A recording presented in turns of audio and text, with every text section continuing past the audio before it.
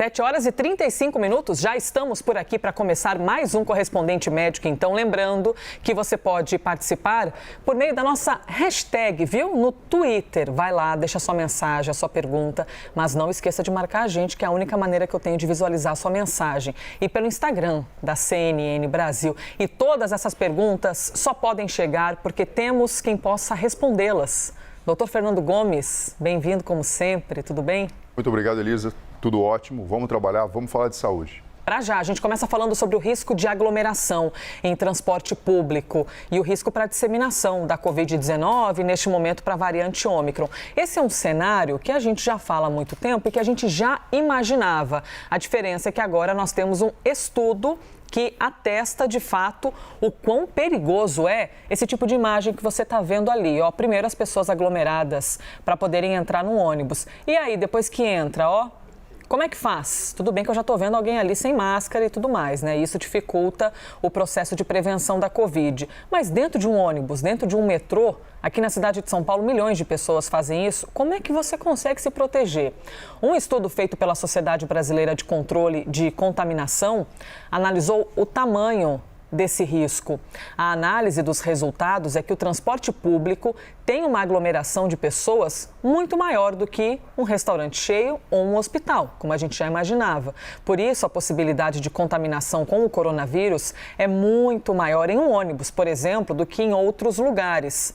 Doutor Fernando Gomes tem para a gente, então, uma explicação, não é? Ainda mais cheia de detalhes sobre o transporte público ser um local de grande probabilidade de disseminação da Covid-19. Não tem jeito, né, doutor? Você põe todo mundo ali apertado dentro de um ambiente que muitas vezes não é ventilado, aí piora a situação. Acaba sendo uma situação muito propícia para que o coronavírus ele possa, na verdade, acometer e, enfim, contaminar as pessoas. Sobretudo com a variante Ômicron, que tem essa capacidade muito mais desenvolvida. Mas olha só, Elisa, o ideal, vamos imaginar um ônibus com uma capacidade de 95 pessoas, é que a cada segundo 243 litros de ar fossem então trocados e renovados, né? Com isso, contaminações poderiam ser evitadas. Isso seria o ideal. É lógico que levando em considerações os cuidados gerais, por exemplo, a utilização de máscara, cuidado em tocar na superfície e não levar os olhos, ao nariz ou à boca. E como é? 95 pessoas, ok, porém cerca de 100 litros de ar novo a cada segundo, o que facilita a transmissão do vírus. Ora, a gente está falando de um vírus que tem essa característica, né, através de gotículas e da própria respiração, não só através da tosse no espirro, mas da própria respiração, que ele acaba sendo eliminado. E se você tem um ambiente que praticamente é confinado, em que muitas pessoas ficam juntas, aglomeradas, durante um período de tempo variável, porque você imagina, né, Elisa? Tem gente que entra numa estação e desce daqui 2, 3, outros fazem um percurso muito maior. Então não tem jeito, você cria uma situação favorável, quase que um celeiro, na verdade, para que aconteça a contaminação. Então acaba sendo um ponto vulnerável que a gente tem dentro da nossa sociedade e a gente sabe que as pessoas precisam do transporte público para se locomover e principalmente para trabalhar, que faz com que a transmissão seja muito maior. Então existe um critério ambiental, e aqui a gente fala do ambiente que existe dentro desse transporte, que seria o ideal. Quando a gente compara o número 100 litros para 243 por segundo, a gente percebe que menos da metade é o que vem acontecendo, o que favorece, na verdade, a transmissão do coronavírus. Doutor Fernando, e aí se a gente tem esse dado com pessoas não mascaradas dentro de um transporte, eu sei que é uma obviedade, mas infelizmente algumas obviedades precisam ser perguntadas e questionadas, porque quem detém o poder da informação são os médicos, são os cientistas. Mas ultimamente o que tem de médico e cientista, né, se demonstrando como tal em rede social é impressionante. Doutor Fernando, a máscara acaba sendo uma... Bom, claro que a gente fala sempre de vacina, mas essa ferramenta da máscara faz diferença para a gente dentro de um transporte público, não é? Porque você não consegue ficar distante dos outros. Faz diferença, Elisa, e faz diferença do ponto de vista empático, principalmente, porque quando você utiliza a máscara, algo fica muito claro. Você não está protegendo só a si próprio. Na verdade, a proteção é muito maior para as outras pessoas. Então, vamos imaginar um cenário de vida real. Uma pessoa abre um quadro gripal com febre e precisa até o hospital. Muitas vezes não há outro recurso senão tomar o transporte público. Então, acaba sendo uma imprudência uma pessoa entrar dentro de um lugar como esse sem, pelo menos, a utilização de máscara e os cuidados gerais, que implicam na higiene das mãos, em evitar o contato com as superfícies ou com as outras pessoas e depois levar à boca, ao nariz e aos olhos, ou seja, mucosas, que a gente sabe que isso acaba facilitando. Então, a utilização de máscara, ela é muito mais do que uma questão de bom senso, é uma necessidade frente à realidade dos fatos e da facilidade que esse lugar faz com que a transmissão venha a acontecer.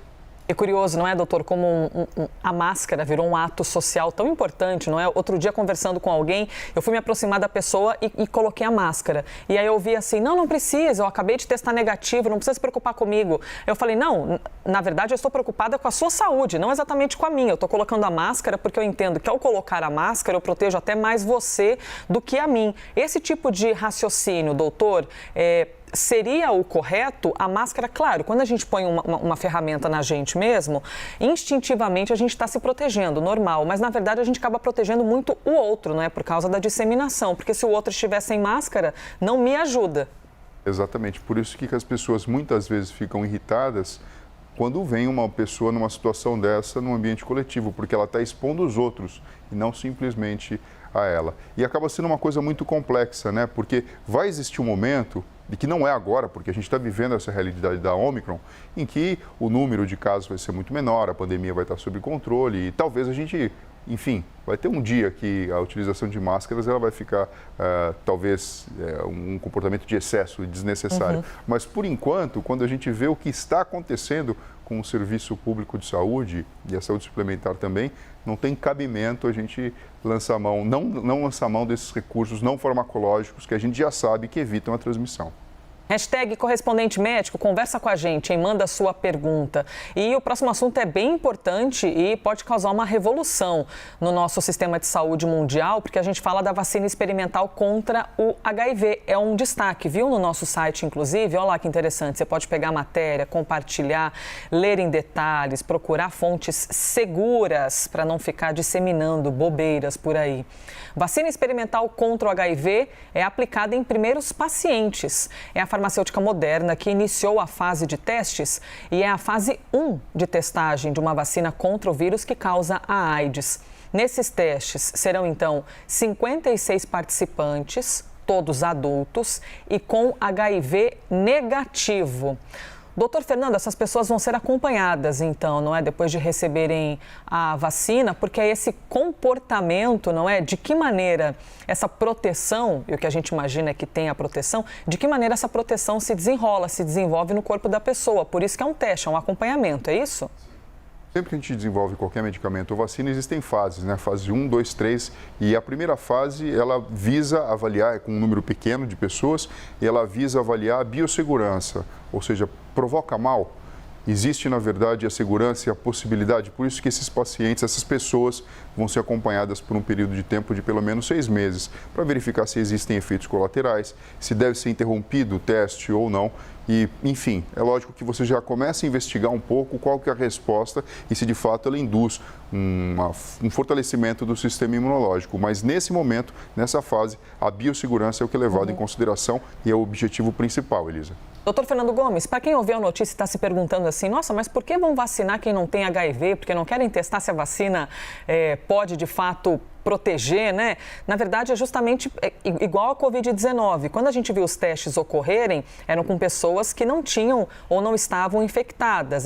Você coloca o vírus dentro da pessoa para ver como o vírus vai reagir caso a pessoa pegue a doença, é isso? Não, na verdade, essa é uma vacina que usa como forma de base, né, o RNA mensageiro, então é incapaz de provocar a doença e o HIV propriamente dito na pessoa. E existem dados laboratoriais e moleculares que vão ser investigados, tanto na formação, por exemplo, de anticorpos e defesa celular, mas nesse momento, diferente do que a gente percebe com o coronavírus, onde como a gente está vivendo uma pandemia, o próprio desfecho clínico é possível de ser avaliado, isso mais para frente, na fase 2 ou 3, em que a gente conseguiu ver nas vacinas de coronavírus se existia maior número de óbitos, maior número de hospitalização. Aqui, na verdade, a realidade é diferente. Então, a gente vai verificar primeiro a segurança do próprio método da vacina e também depois, nas fases sequenciais, se existe a formação de uma defesa, tanto celular como também a formação de anticorpos que venha a frear e bloquear o HIV. Explicadíssimo pelo doutor Fernando Gomes. Eu estou de olho aqui, hein, gente, na nossa hashtag correspondente médico. Se você quiser mandar a sua dúvida, a sua questão.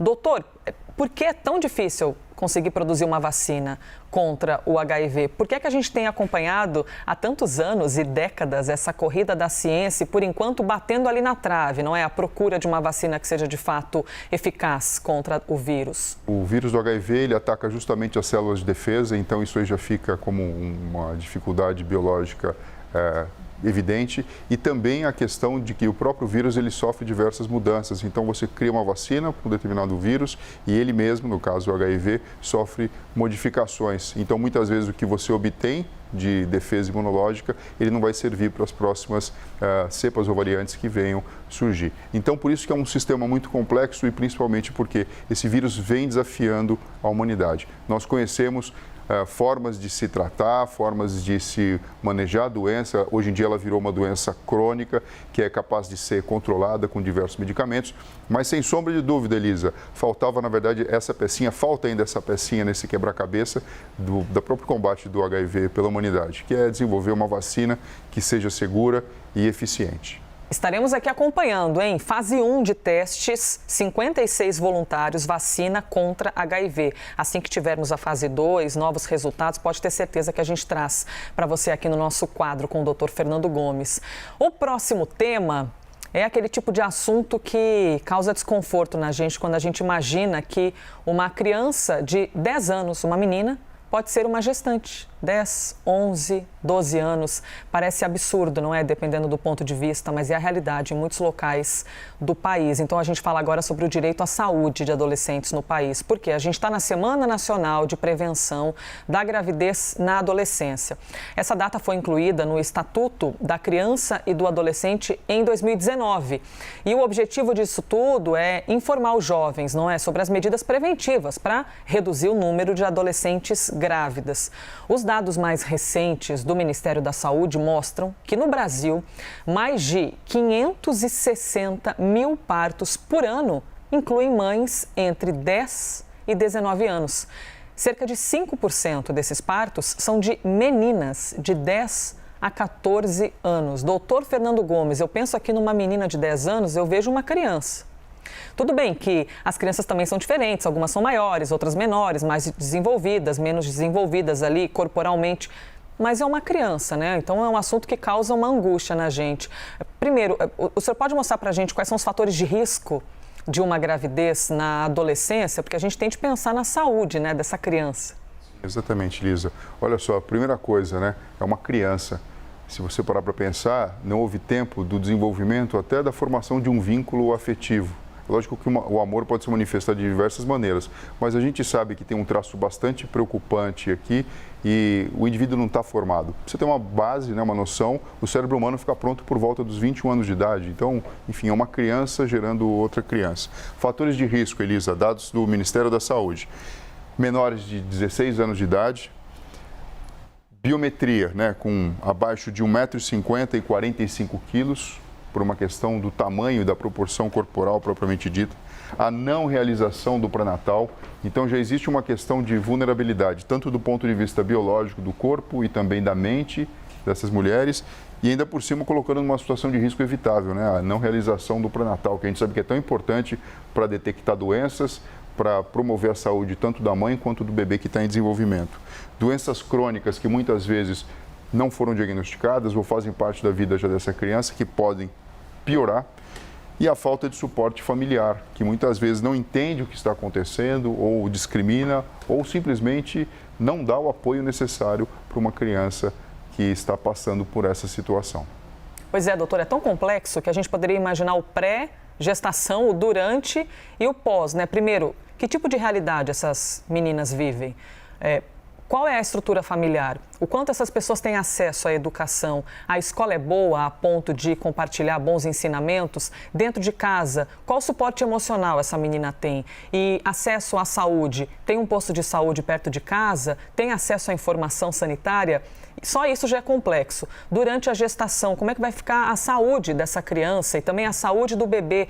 E pós-parto, de que maneira essa criança vai cuidar a criança? Vai ter a criança que vai cuidar da criança, porque é isso, né? Vai ter estrutura ou a história que ela viveu vai se repetir para o bebê. Faltam políticas públicas no sentido de prevenção de gestação, doutor?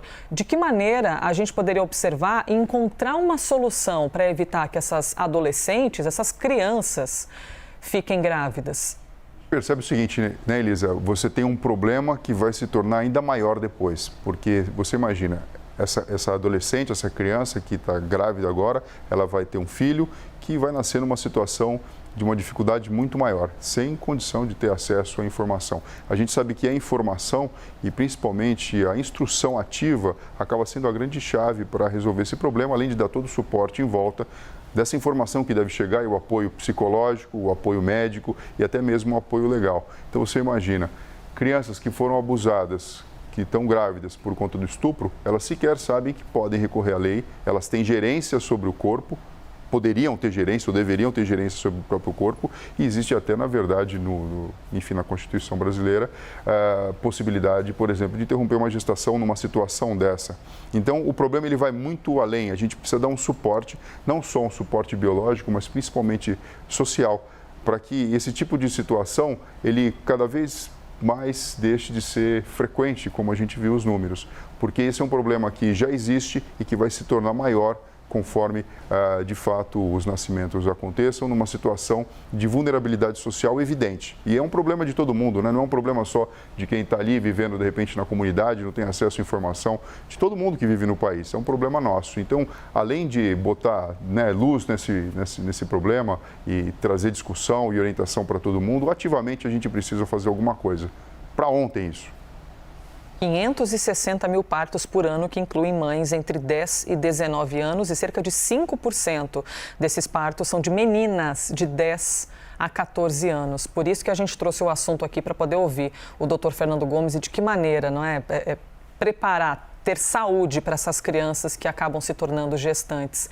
Doutor Fernando, obrigada por mais um dia. Obrigado a você, Elisa. Pessoal, se cuidem e até breve. Este foi mais um Correspondente Médico.